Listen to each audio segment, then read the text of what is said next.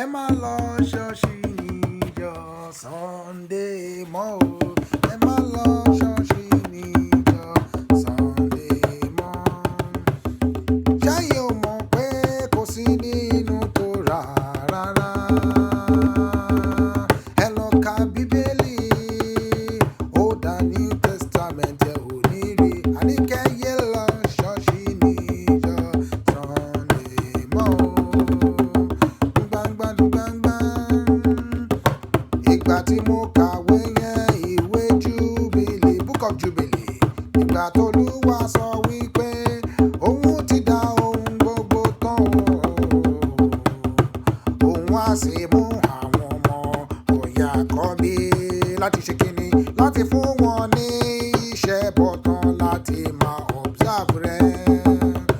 Iṣẹ́ bọ̀tán is Sabbath.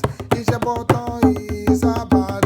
Iṣẹ́ bọ̀tán is Sabbath o, not Sunday o. Ẹ̀yin ọmọ ọ̀yà àkọ́bí ẹ dìde. Ẹ gba ìpín yín t'Olúwa ti fún àwọn bàbá ńlá yín. Ẹ yé lọ ṣọ́ọ̀ṣì níjọ́ Sunday mọ́ o. Ẹ yé lọ mọ́ṣáláṣí níjọ́ Friday mọ́ o. Ẹ yé lọ sílé àwọn babaláwo lójoojúmọ́. Lójoojúmọ́.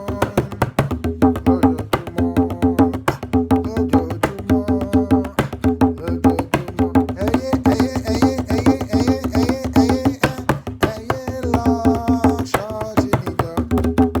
Ẹ para yín pọ̀ kẹ́yìn Olúwa lógo. Níjọ́ iṣẹ́ bọ́tán níjọ́ Sábàtì nìyẹn. Níjọ́ Sábàtì níjọ́ mímọ́ ni. Wọ́n ṣe ń ṣe láyé náà ṣe ń ṣe lọ́run níjọ́ Sábàtì nìyẹn. Yes. Ẹ̀yin ọmọ ọ̀yà àkọ́bí, wọ́n ní Yorùbá nìyẹn. Ṣé ń gbọ́ Yorùbá mi? They say you are Yoruba people.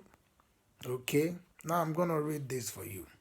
It's the book of Jubilee. If you don't have the book of Jubilee in your Bible, it's normal because the people who collect those things, they make some mad councils, Laodicea or whatever thing.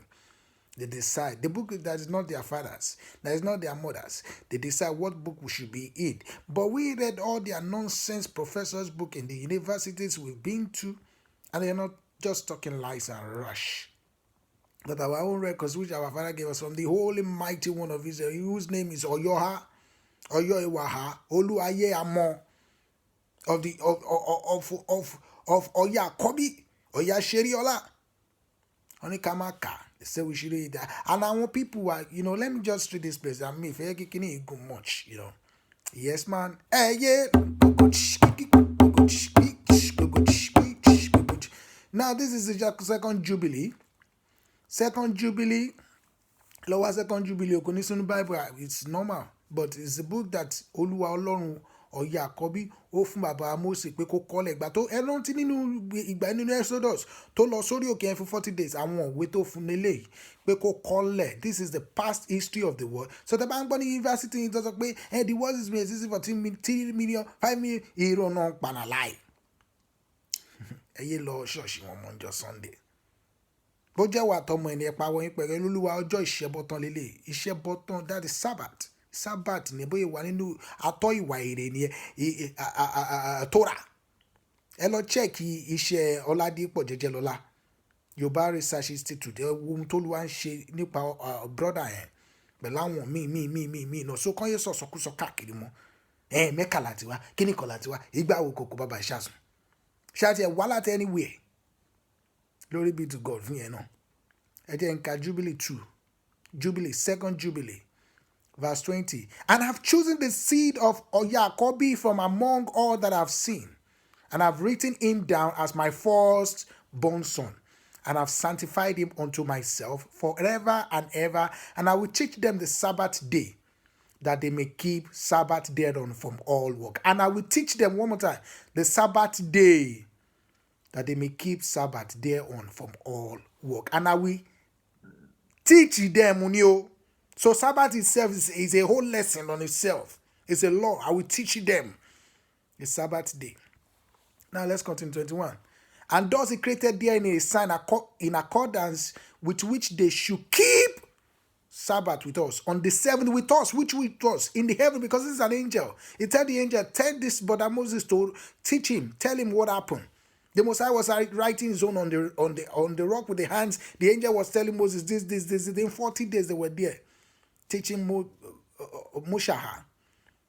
Bye, Nicole. This one you should write down. Now 21, he said, and thus he created therein a sign in accordance with which they should keep Sabbath with us on the 7th day, to drink and to eat and to drink and to bless him who has created all things. He has blessed and sanctified unto himself a peculiar people above all peoples, and that they should keep Sabbath together with us. With us here, I want to with the heavenly. So our pastor wa tó ti purọ́ wọ́n ti fi rọ́ bat seminary wọn jẹ́ kó tó bẹ̀rẹ̀ dẹ̀ wọ́n wá fún wọn di diploma yẹn lórí irọ́ yẹn náà káwọn náà àwọn òde lè béèrè lọ́wọ́ pé olúwa mo náà ti pastor Adéwùnmí London, that's my father, spiritual father, mo man.